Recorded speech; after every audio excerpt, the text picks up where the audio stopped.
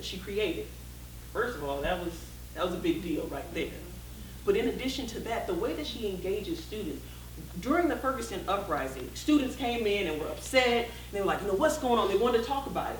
But instead of shying away from the conversation, she engaged the conversation with that. And she said, and the students, they asked, well, why was Mike Brown's body laid out on the street for so long? That's not fair, that's not right. And so when another teacher was like, well, what do we do with this? What do we, she said, you use the science. I was like, wait a minute, what do you mean by use the science? I'm an English teacher, so science, it went all over my head. But if I had her as a teacher, I might be a science, I could have been a hidden figure. Anyway. So what she did, she said, well, let's talk about it. Do you know what a corner is? So then they had to learn what a corner was. Do you know how many corners there are for each parts of the city, for each city, for each municipality? So then they had to do the research. Okay, so then they talked about, well, so there was only one corner for that entire area? Well then, how many does Clayton have? Because then it's like, wait a minute, so Clayton has this many, that area only has one? And so then they started talking about, so if there's only one corner and somebody passes away over here and somebody passes, you have to wait until the corner goes because you cannot move the body. I was like, oh my God, like she was teaching me because she was just sharing this experience. I was like, wow, this is like really engaging. So then I was like, so only one corner, others areas might have more than, wait, that's not fair. So students realized that's not fair. So they wanted to have a deeper dive into this conversation. It was connected to what was going on so they could actually talk about the Ferguson uprising from a factual standpoint, but then they also could share their emotions and they could get it out because by seeing what was going on day in, day out, by seeing all of this, that's vicarious trauma, right? So it's vicarious trauma, but then in addition, they're learning about this process using forensic science. What? That's culturally relevant pedagogy because that is the so what factor. Then what they wanted to do, because they wanted to engage in this more, they set up a speaker series. So they brought in somebody from the FBI, what? To talk about this. That is the so what factor because you are not just teaching for the moment, you are not teaching for the now, you are teaching for a lifetime, for the student's lifetime. Not even for a student's lifetime, but in fact, you are teaching for generations to come. That's tweetable. Some other examples, use data to look at businesses in and across neighborhoods, the number of grocery stores versus, what did you say? Versus liquor store, all of those things. Like why does Clayton look like this? Clayton is just in my head right now. Why does Ladue look like this? Well, I'm from Webster. Webster looked like this, and Ferguson looked like this. But we have to engage them in this conversation because what we're trying to do is to help educate future colleagues because they will be. Developing cultural competence, helping students become bicultural. Let me go back just for a second. If that science teacher were your teacher, would you think you'd be engaged students in that class? Yeah? Like you might want to like go to science labs? I would. I definitely would. Developing cultural competence. This also includes managing your own prejudices. So what that really means is like, see folks as geniuses. Recognizing that like, hey, your students even have something to teach you. My nephew's 13. I use him as a example a lot because that's my little heart. I call him Dr. Parker because I need to see him in the future. You see how I'm intentional with that? Being intentional is important. And I had him, his little brother, and his little sister. And I said, hey, Malachi, go fix your sister, go fix her a sandwich. He was like, you mean teach her how to fish?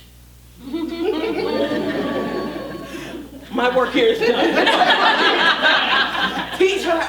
So now, teaching you to fish. But I need you to teach your students how to fish, right? But you have to manage your prejudices first and understand that they are a genius. You just have to tap into it, right? In addition, you're going to use culture as a bridge. But actually, let me go back to that first one, helping students become bicultural for wider access. So in helping them get firmly rooted in who they are and their culture, that means that you actually have to see value in their culture and help them see value, because we've all grown up and swam in this dirty water. And so all of the isms that are present, we all inherit some of that, and it's not even our fault. And when I say isms, I'm talking about racism, sexism, heterosexism, classism, all of the isms. So that means you gotta, like, I don't know, see those cultures as like valuable. Actually, I used to, when I first started teaching, I said, you know what, don't tolerate me. I mean, that's cool. Actually, it's not.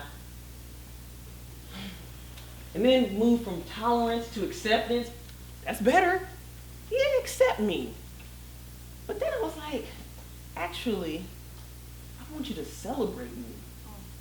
Because what would it feel like if every time you walked in the room, like, people cheered for you and people were really genuinely happy to see you, and they greeted you with a hug and like, oh my God, like, I'm so happy to hear, I'm so happy to see you, I'm so happy that you are in the presence and you have a gift to offer. What do you have to say? How can you share this information? Oh my gosh, what do you have? Like, I'm waiting for it. Like, how would you feel? You might feel like you have something to say. I don't know, just thought. Some examples of how you can use cultural competence in your classroom. Again, helping them be rooted firmly in their culture. One is to have a scholar in residence. So again, our students have stuff to offer. Students, raise your hand again. I love y'all, just, let me just say that. You guys are gonna get paid for this work, really. Do your parents have things to offer? Could they teach your class, your teachers, your educators some things? You think so? Now remember, I said everybody, genes. No. Okay. So, they have something to offer. Have you thought about bringing parents in as partners, as opposed to only, you know, calling them like when there's a discipline issue? You know, when John is getting on your nerves. John, that was my student. He failed my class like 3 times, but you know, we got through it, graduated, he's a decorated soldier.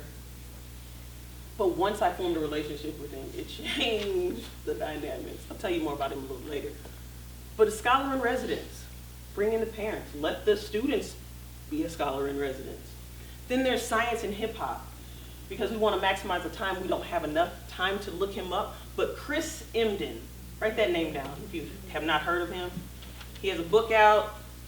I haven't read it yet, but he's a colleague, but I hear it's wonderful. Yes. Dr. Gloria Ladson-Billings, that's one of her mentees as well. The book, can you tell us the name of the book? For white folks who teach in the hood and the rest of y'all too. Yeah, because again, we've all grown up in this dirty water. So people of color are not exempt from holding some of these biases. Lastly, there is supporting academic achievement. This means having high expectations with support. It's one thing to have high expectations. That's great. That really is, in which we all should. And the sad part is many of us do not have high expectations, and we think that, oh, well, you know, she came from a bad neighborhood, or her mom, or her, oh, there's just, you know, that's all right. You don't have to do the work.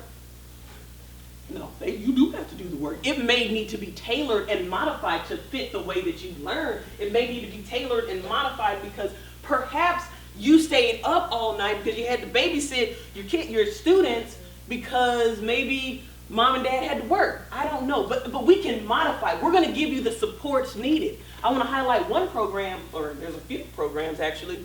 So there was the Partners in Achievement program at Webster Groves. Anybody from Webster here? Hey, Webster, all right. So they don't have this program now. However, I am a product of this program, so I know it works. because look every now. Hey. But this program, it did amazing work. It provided me with some support. In addition with the support for academic counseling, I knew I was supposed to go to college, but didn't know applications. I didn't know the steps. But because of this program, we met after school, sometimes during school, walked me through the steps. We have to have the support for them. Then there's also other programs that have tutoring programs. And not just like, hey, you guys can come, but no, come, let's do this work together. And it's in an environment where students feel a sense of belonging, like they matter because they're celebrated. Ramona Miller over at Kirkwood has an amazing program over there. I'm doing all these name drops and stuff, and I'm gonna keep doing that because we source. If we just talk to other folks, we could find out like, hey, how are you doing that? They'll share it, you'll share something, you'll share that genius, I don't know, magic will happen. I'm into sharing because it's caring. What is this from? What is this? Care Bears? Yes, depth versus coverage. A lot of times we try to go through everything. And we get it because, there's state testing and stuff. Yes. And I also want to tell you that even with state standards and, okay, so we have to hit this objective, you can do that with just one project. But it's about how are you thinking about it? Are you thinking about it like I only need, okay, standard 1, standard 2, okay? Or are you thinking about it like, this forensic deal and the Ferguson uprising in the coroner. Okay, how can we use that to meet this need? How are we thinking of it? It is a state of being. It is a mindset. I can take these glasses off, but this way of thinking, it has to be here. I'm gonna come back to that. See them in the future. Actually, I'm gonna stay right with it. So I came back to St. Louis to be a caretaker for my mom. My mom has frontal temporal dementia, and dementia is progressive. Now, I'm a researcher. It's a doctorate from Warren-Grice. So if there's anything, I know how to research. And so my job was like, I'm gonna get you the best doctors, I'm gonna get you the best lawyers, the best medicine. Yes, we're gonna get this, we're gonna beat this thing. Well, former athlete, we winning this thing. And what I realized is that, Mom, turn the water off, Mom, turn the water off. And I would yell. That's not even like me. I like to have fun. You probably didn't notice that. But I was like, that's not me. Like, that really isn't me. And so when I realized that I was trying to do loving acts versus be loving, it became a game changer. No longer was it a chore for me to take care of my mom. But I was like, wow, I get to take care of my mom. There's so many people who don't have a mom, who've lost their mom. That right there, the difference between doing versus being, I was like, that's the thing with education. People are trying to do social justice work versus be socially just. Are you checking stuff off the list? Or are you being socially just? That's marinate on that. But really, are you trying to do the social justice work, or are you being socially just? And the last night when I was talking to those students, you all ask tough questions. Well, how do you go from the doing to the being? Like, is it important then to do the work? I was like, damn, because I'm still teasing this out. There'll be an article coming up soon in a theater near you. And I was like, oh, that's a great question. And I said, yes, it's important to do the work and to do those things that you're supposed to do, because those are the things that build discipline with this. And it teaches you like what works, what doesn't work. And more importantly, with the doing, you must be reflective about what you just did, because that's where the growth happens. That's a gem. Like that right there, that is what I realized. So after I talked last night, it was a great conversation. It was via Skype. And I got off. And later, because I was preparing for this event, later I was like, oh my God, I forgot to talk about this. I forgot to talk about this. And what I learned in this moment was that I should start off talking about socio-political consciousness because I never get there, and that is the most important piece. Because that is the differentiator between culturally relevant pedagogy and most other pedagogies. And I was like, oh my gosh. But see, the thing is we have to be reflective about what we're doing and how it's working and or not working. And not be afraid to make a mistake, because I made a mistake and I called my friend, Dr. Collier, I gotta come back to your class, I gotta talk because I need to talk about this. And so we plan to do that in the next couple of weeks, hopefully soon. But I said, this is yet again another teachable moment and teaching opportunity, because they're gonna see me, I'm supposed to be, like I'm a professor, I got it all together, I know this is my research, I wrote the article, this is my article, but I'm still learning. Imagine if our students saw the fact that we are still learning, and hey, we're actually learning together. Yeah. So, that's what culturally relevant pedagogy is. This is the first time I did it in that short amount of time. I left out a whole lot. No, you didn't. You're right. It was perfect with my life coach right here. She keeps me together. Yes, I like it. We also do dope collaborative sofa sessions. Anyway, but that is what culturally relevant pedagogy is. It's about the being versus the doing. So we're going to take a short 10-minute break.